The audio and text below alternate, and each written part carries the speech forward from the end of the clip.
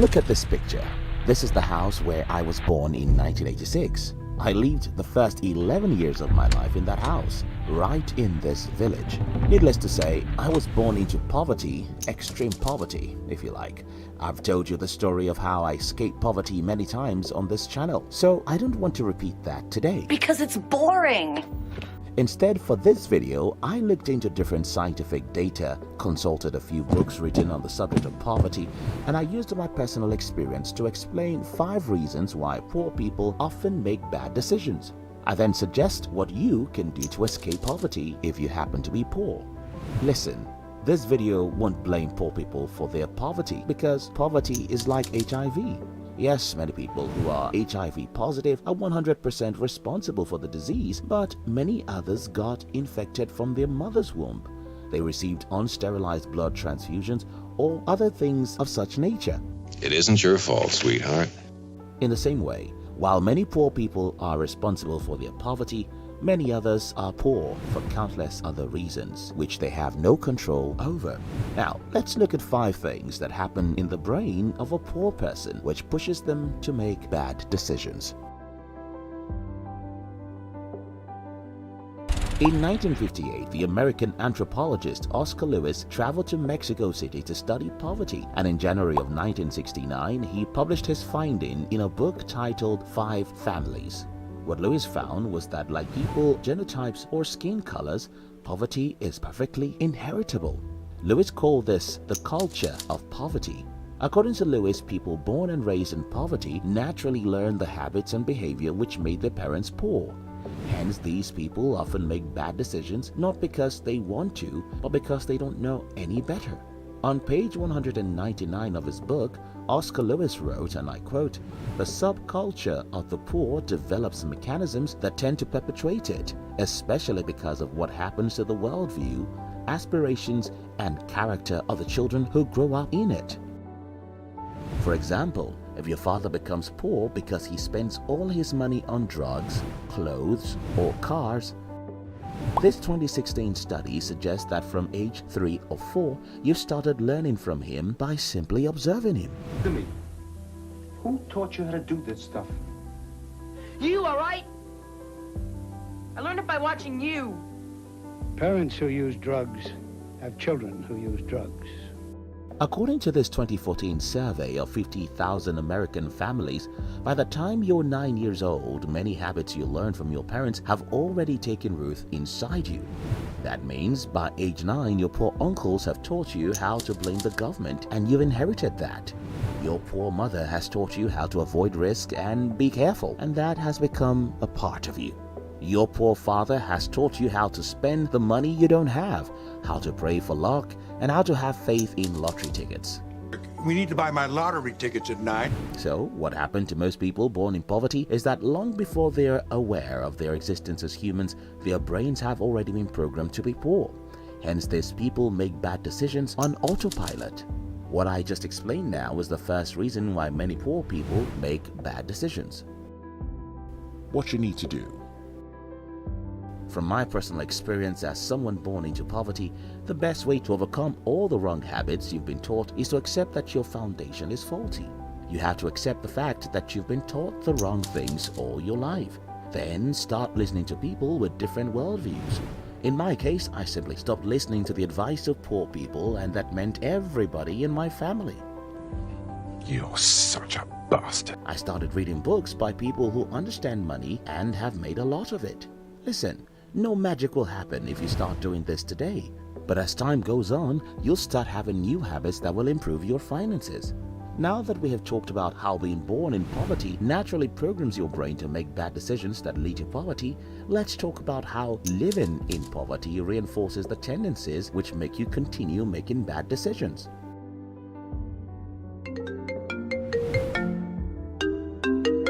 About 7 months ago, one of my friends called me on the phone that he needed to discuss something with me.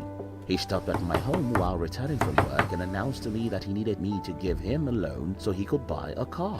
What? And no, my broke friend didn't want to buy a 2005 Toyota Corolla or a 2006 Toyota Camry. He wanted to buy an SUV that was worth 3 years of his income. Are you you serious? Believe me, I am telling you the truth. My friend wanted to buy a car that will take him 9 or 10 years to pay for if he uses 30% of his income to pay back the loan. For several weeks after that meeting with my friend, I was very sad. Even today, I'm still shocked and sometimes wish it was from my dream I had such a meeting. I mean, who in his right senses will think he needs a car he would have to work 1 decade for? Yet, poor people make terrible decisions like this every day. But why? Well, there's a simple scientific explanation. You see, poor people often feel alienated from society, and because of this, they want to look rich so they could be loved by others. On February 1st, 2017, Dr. Sheehy, Skeffington and Jessica Rea of the University of London produced this report. The report summarizes the most recent research on socio-economic status and the connection between socio-economic status and the psychological, social, and cultural factors that underpin our decision-making processes. Among many of their findings, the researchers in this project found that living in poverty is associated with feeling excluded from society. In Chapter 7 of his 1962 book, The Other America, Michael Harrington wrote, "Life is lived in common, but not in community." In my previous video, I referenced studies that show that rich people have less eye contact with people below their status, and generally amongst humans, we don't associate with poor people.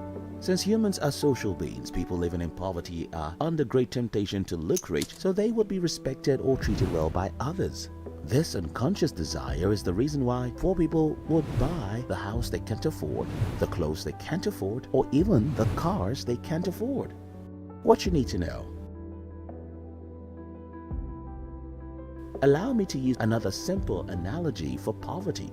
You see, if you're poor, it's like having a peptic ulcer. A peptic ulcer is curable, but you can't afford to pretend it's not there, because if you keep on making it worse, it will eventually kill you. If you keep on struggling to look rich because you need other people's acceptance, you'll eventually destroy your life and everyone will see your nakedness forever.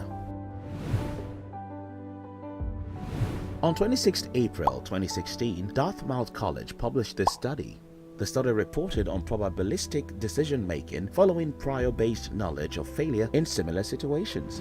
What the researcher found is that rather than choose success, most people who have experienced failure multiple times simply assume and act as though failure has already taken place whenever they're faced with decision-making. Fail.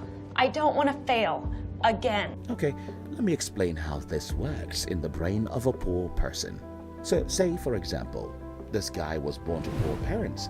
Since James has lived all his life in poverty, just like his father and mother, James is likely to naturally accept his fate and convince himself that he can never become rich, ever, since nobody has ever done it in his family. I was born a poor black child. Now that James unconsciously believes that he can never become rich, he makes bad choices, and wasting the few natural resources he has is the natural thing to do. I'll soon tell you about a woman who testified to doing this. On August 30th, 2013, Science.org published this study. In the study, researchers found that poverty impedes human cognitive function so badly that it's as bad as taking away 13 points from your IQ. For you to see how bad that is, 10 points are the difference between the IQ of an average high school graduate and an average college graduate. Now, taking 13 points away from the IQ of most of us will render us almost imbeciles. But how exactly does that happen? Well, this woman explained it better.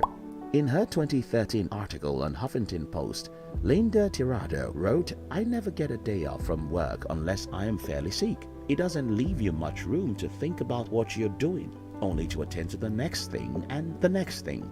In the same piece, Linda wrote about how she had 2 or 3 jobs and only slept about 3 hours every night. Several scientific studies have shown that the lack of sleep impedes your memory and cognitive functions. But that's not all. Linda continued as she wrote about why she smokes. "You see, I'm always exhausted. It's a stimulant. When I'm too tired to walk one more step, I can smoke and go for another hour. When I am enraged and beaten down and incapable of accomplishing one more thing, I smoke and I feel a little better, just for a minute. It is the only relaxation I am allowed." Linda, in her piece, also wrote about why she eats junk food and why many poor women have several babies with different men. It's all about the excruciating burden of poverty. It's all about non-stop stress, which forces you to look for drugs as stimulants. It's all about daily worries about your bills, which forces you to want to steal or rob a supermarket. It's all about the sleepless nights, which make you lose the ability to think straight.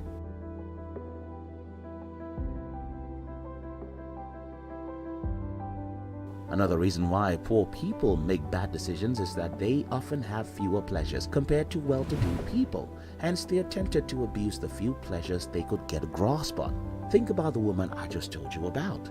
She smokes because, well, that's just one of the few pleasures she can afford. In a Huffington Post article, Linda wrote that rest or sleep is a luxury only the rich can enjoy. She couldn't have the wonderful pleasure of watching a movie, playing with her kids, attending a party, or having a one-week vacation. Many poor people couldn't even afford the time or peace of mind to enjoy intimacy with their wives or husbands. Having those simple pleasures most of us take for granted, the poor abuse drugs, junk food, or anything else they could afford. In conclusion, towards the end of this video, I started having the fear that many poor people may see this video and say to themselves, yeah, it's not my fault. Yes, I wish to let you know that it's probably not your fault, but it is your responsibility to get rid of the demon called poverty. You have to understand that many habits you learned from your poor parents, uncles and aunties are now destroying you. You have to start listening to people who understand money and have made a lot of it. You have to fight daily against the temptation to blame the government because that wouldn't help you in any way. You have to fight daily against the temptation to look rich or buy expensive things that you cannot afford. You have to fight every day to save some money, even if it is a few dollars. You have to fight every day to improve yourself, read a few pages from a financial book, or watch an educative video. You have to fight your cowardly brain and take some educated risks whenever you can. You have to fight and make sacrifice, and more sacrifice. I use fight multiple times here because poverty is a demon. It won't leave your life except you fight to get rid of it. I know some of you may want to know how I escaped poverty. Well, if you care to know how I escaped poverty, I wrote an easy-to-read book about my struggles, my fights, and my victory against poverty, and you can get it in the description of this video. My name is Steve Courage. Thanks for watching.